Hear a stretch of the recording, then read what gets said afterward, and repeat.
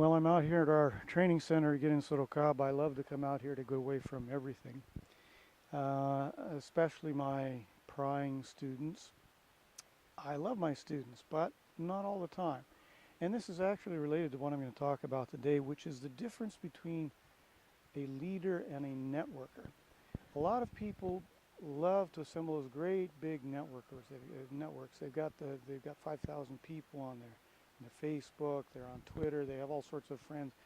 And some people, when they get into a position of authority, believe that the way that you lead is by assembling a massive network. Actually, that's not the case. Leaders have to have a network if they're going to function, if they're going to pursue an agenda. But the network can't be too extensive. And let me tell you a little story about a friend of mine from Taiwan that I think kind of exemplifies this. This guy was the network worker par excellence. He was an executive in the Bank of America, I think it was, for many years. He knew everybody on the island that had a net worth of over $5 million. Was involved in all sorts of IPOs, high-flying lending, everything you can imagine in the financial area.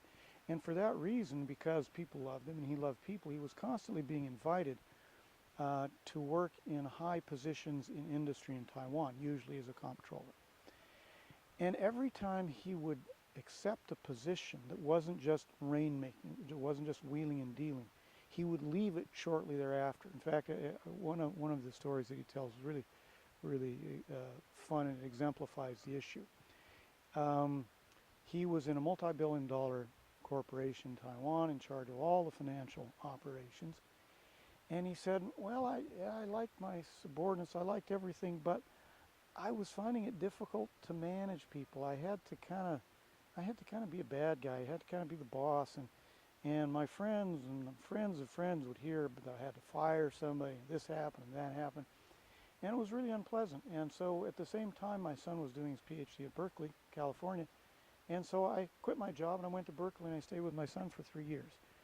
Now you can imagine this is not the kind of psychology you would ordinarily find in your typical slash and burn manager, perhaps to its credit. But you can also tell what's going on here. He found that his network kept him from doing his leadership responsibilities.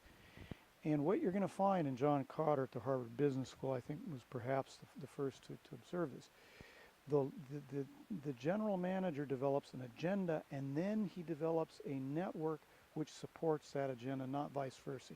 You don't take a big network that you already have. In fact, he found that general managers, as they went in the general manager position, they had networks throughout the industry, but they started pairing them off, and they selected a smaller group of people with which to drive the agenda that they had chosen to follow. And so if you want to be a leader, you need to have a network, but you don't need to be a networker. You don't want to be an indiscriminate connector of people, because at some point that is going to collide and clash with your network agenda. Very, very important issue. When you change positions, you move up. Always think about, what am I going to do with my network? Obviously, don't turn your back on your friends.